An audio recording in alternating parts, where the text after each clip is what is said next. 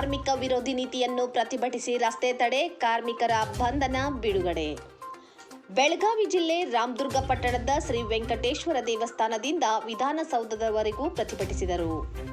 ಕೇಂದ್ರ ಸರ್ಕಾರ ಹಿಂದಿರುವ 29 ಕಾರ್ಮಿಕ ಕಾನೂನುಗಳನ್ನು 4 ಸಂಹಿತೆಗಳನ್ನಾಗಿ ಮಾಡಿ ದುಡಿಯುವ ಜನರನ್ನ ಗುಲಾಮಗಿರಿಗೆ ತಳ್ಳುತ್ತಿರುವ ನೀತಿಯನ್ನು ಖಂಡಿಸಿ ಸಿಐಟಿಯು ನೇತೃತ್ವದಲ್ಲಿ ಕಾರ್ಮಿಕರು ಪ್ರತಿಭಟನೆ ನಡೆಸಿದರು.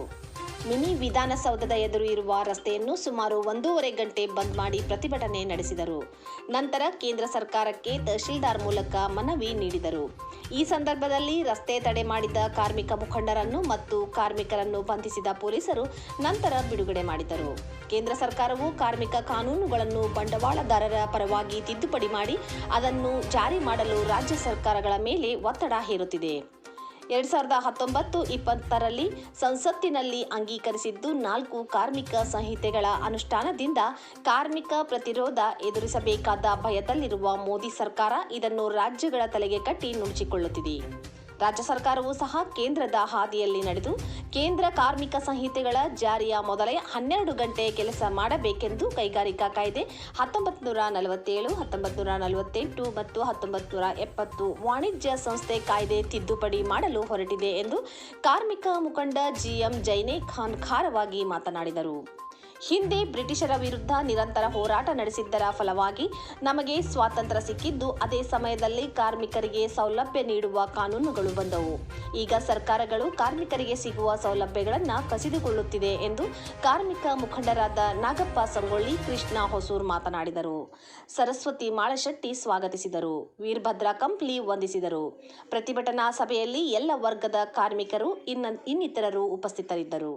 ಇವತ್ತು ಇಡೀ ಭಾರತ ದೇಶಾದ್ಯಂತ ಕೇಂದ್ರ ಸರ್ಕಾರದ ಕಾರ್ಮಿಕ ವಿರೋಧಿ ನೀತಿ ಮತ್ತು ಕೇಂದ್ರ ಸರ್ಕಾರ ತಂದಿರುವಂಥ 29 ಕಾನೂನುಗಳನ್ನು 4 ಸಂಹಿತೆಗಳನ್ನಾಗಿ ಬದಲಾವಣೆ ಮಾಡಿ ಈ ದೇಶದಲ್ಲಿ ದುಡಿಯುವಂಥ ಎಲ್ಲ ಕಾರ್ಮಿಕರಿಗೆ ಗುಲಾಮಗಿರಿ ಪದ್ಧತಿಗೆ ತಳ್ಳುವಂಥ ಕಾಯ್ದೆಗಳನ್ನು ತೆಗೆದುಕೊಂಡು ಬಂದಿದ್ದರಿಂದ ಅದನ್ನು ವಿರೋಧಿಸಿ ಇವತ್ತು ಇಡೀ ಭಾರತ ದೇಶದಲ್ಲಿ ಅಖಿಲ ಭಾರತ ಮುಷ್ಕರವನ್ನು ಮಾಡಬೇಕು ಅಂತೇಳಿ centre of Indian trade union CITU ಕರೆ ಕೊಟ್ಟಿದ್ದರ ಭಾಗವಾಗಿ ನಾವು ಸಹ ರಾಮದುರ್ಗದಲ್ಲಿ ಮತ್ತು ಬೆಳಗಾಂ ಜಿಲ್ಲೆಯ ಎಲ್ಲ ತಾಲೂಕುಗಳಲ್ಲಿ ಈ ರೀತಿ ರಸ್ತೆ ತಡೆಗಳನ್ನು ಮಾಡಿ ಇವತ್ತು ಬಂಧನಕ್ಕೆ ಒಳಗಾಗುವಂಥ ಒಂದು ಕೆಲಸ ಇವತ್ತು ಕಾರ್ಮಿಕರು ಮಾಡ್ಯಾರ.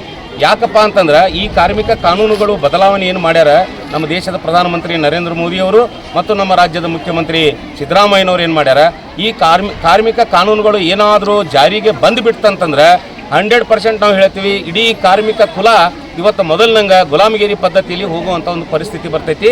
ಆದ್ದರಿಂದ ಈ ಕಾರ್ಮಿಕ ಕಾನೂನುಗಳು ಏನು ಬದಲಾವಣೆ ಮಾಡಿರಿ ಇದನ್ನು ವಾಪಸ್ ತಗೋಬೇಕು, 4 ಸಂಹಿತೆಗಳನ್ನಾಗಿ ನೀವೇನು ಮಾಡಿರಿ ಇದನ್ನು ವಾಪಸ್ ತಗೋಬೇಕಂತೇಳಿ ಇವತ್ತು ನಾವು ಹೋರಾಟ ಮಾಡಿದ್ದೀವಿ. ಹೋರಾಟದ ಭಾಗವಾಗಿ ಈಗ ನಾವು ರಸ್ತೆ ತಡೆಯನ್ನು ಮಾಡಿದ್ದೀವಿ. ಆ ರಸ್ತೆ ತಡೆ ಮಾಡಿದ್ದರ ಭಾಗವಾಗಿ ಇವತ್ತು ಪೊಲೀಸರು ಏನು ಮಾಡಿದರು, ಇಲ್ಲಿ ಗಾಡಿ ಅಡ್ಡಾಡ್ತಾವೆ ಹೇಳ್ರಿ ಅಂತಂದ್ರೆ ನಾವು ಹೇಳೋದಿಲ್ಲ ಅಂತಂದೀವಿ. ನಾವು ಸಂಜೆ ಮಟ್ಟ ನಮ್ಮ ಹೋರಾಟ ಐತಿ, ನಾವು ಇಲ್ಲೇ ಕುಂದ್ರವ್ರು ಅಂತಂದ್ವಿ. ಅದಕ್ಕೆ ನಮಗೆ ಅವರು ಬಂಧನ ಮಾಡಿದ್ರು. ನಮ್ಮ ಹಕ್ಕನ್ನು ಅವರು ಕಸ್ಕೊಂಡಾರ. ಆ ಹಕ್ಕನ್ನು ಕಸ್ಕೊಂಡಿದ್ದು ನಾವು ಖಂಡನೀಯ ಮಾಡ್ತೀವಿ, ಅದನ್ನು ಖಂಡನೆ ಮಾಡ್ತೀವಿ ಪೊಲೀಸರ ನೀತಿಯನ್ನು. ಯಾಕಂದ್ರೆ ಆ ರೀತಿಯಲ್ಲ ಹೋರಾಟ ಮಾಡುವಂಥದ್ದು ನಮ್ದು ಹಕ್ಕ. ನೋಡ್ರಿ, ಈಗ ಕಾರ್ಮಿಕ ಕಾನೂನುಗಳು ಏನು ಬದಲಾವಣೆ ಆಗ್ತೇವೋ ಅದು ಅಕಸ್ಮಾತಾಗಿ ಬದಲಾವಣೆ ಆಗಿಬಿಡ್ತಂತಂದ್ರೆ ನಮ್ಮ ಹೋರಾಟದ ಹಕ್ಕನ್ನು ಕಸ್ಕೊಳ್ಳುವಂಥದ್ದು ನಡೆದೈತಿ. ಒಂದು ಚೌಕಾಶಿ ಕಾಯ್ದೆ ಅಂತ ಈಗ ಸದ್ದ ಐತಿ. ನಾವೇನು ಮುಖಂಡರು ಇರ್ತೀವಿ, ಯಾವುದೇ ಒಬ್ಬ ರಂಗದಲ್ಲಿ ಕೆಲಸ ಮಾಡುವಂಥ ಇವತ್ತು ಕಾರ್ಮಿಕ ಇರಲಿ, ಅವನ ಪರವಾಗಿ ನಾವು ಜಿಲ್ಲಾ ಪಂಚಾಯತಿ ಆಗಲಿ, ತಾಲೂಕಾ ಪಂಚಾಯತಿ ಆಗಲಿ, CDPO ಆಫೀಸ್ ಆಗಲಿ, ತಹಸೀಲ್ದಾರ್ ಆಫೀಸ್ ಆಗಲಿ, ನಾವೇನು ಮಾತಾಡೋಕೆ ಹೋಗ್ತೀವಿ ಅವ್ರ ಪರವಾಗಿ ಮಾತಾಡೋಕೆ ಹೋಗಿರ್ತೀವಿ, ನಾವು ಸಂಘಟನೆ ಕಟ್ಟಿರ್ತೀವಿ. ಅದಕ್ಕೆ ಚೌಕಾಶಿ ಕಾಯ್ದೆ ಅಂತಾರೆ. ಈಗ ಚೌಕಾಶಿ ಕಾಯ್ದೆಯನ್ನು ಇವತ್ತು ಬದಲಾವಣೆ ಮಾಡಿ ಇವತ್ತು ಯಾವ ಕಾರ್ಮಿಕರಿಗೆ ಸಮಸ್ಯೆ ಇರ್ತೈತಿ ಅವರೇ ಅಧಿಕಾರಿ ಹತ್ರ ಬಂದು ಮಾತಾಡಬೇಕನ್ನುವಂಥ ಕಾಯ್ದೆಯನ್ನು ಬರಾಕತ್ಯಾರ. ಅದರ ಅರ್ಥ ಏನಪ್ಪ ಅಂತಂದ್ರೆ ಮುಖಂಡರಾಗಿ ಇರುವಂಥವ್ರು ನಾವು ಅಲ್ಲಿ ಹೋಗಬಾರ್ದು, ಕಾರ್ಮಿಕರಿಗೆ ಹೋಗ್ಬೇಕು. ಯಾಕಂದ್ರೆ ಅಲ್ಲಿ ಕಾರ್ಮಿಕರಿಗೆ ಹೋಗಕ್ಕೆ ಧೈರ್ಯ ಇಲ್ಲ ಅವರಿಗೆ. ಅದರರ್ಥ ಈ ಕಾರ್ಮಿಕರ ಹಕ್ಕನ್ನು ಕಸ್ಕೊಳ್ಳುವಂಥದ್ದು ಮತ್ತು ಕಾರ್ಮಿಕ ಸಂಘಟನೆಗಳನ್ನು ನಾವು ಏನು ನೋಂದಣಿ ಮಾಡಿಸ್ತೀವಿ ಆ ನೋಂದಣಿ ಹಕ್ಕನ್ನು ಇವತ್ತು ಕಸ್ಕೊಳ್ಳುವಂಥ ಒಂದು ಕುತಂತ್ರ ಮಾಡಕತ್ತಾರ. ಈ 4 ಸಂಹಿತೆಗಳನ್ನು ಏನು ಮಾಡಿರಲ್ಲ ಆ 4 ಸಂಹಿತೆಗಳನ್ನು ನೀವು ವಾಪಸ್ ತಗೋಬೇಕು. ವಾಪಸ್ ತಗೋಲಿಲ್ಲ ಅಂತಂದ್ರೆ ಮುಂದಿನ ಹೋರಾಟ ಈ ರೀತಿ ಇರುವುದಿಲ್ಲ. ದೊಡ್ಡ ಪ್ರಮಾಣದಲ್ಲಿ ಪಾರ್ಲಿಮೆಂಟ್ ಚಲೋನ ಆಗ್ಬೋದು, ಬೆಂಗಳೂರು ಚಲೋ ಕಾರ್ಯಕ್ರಮ ಆಗ್ಬೋದು.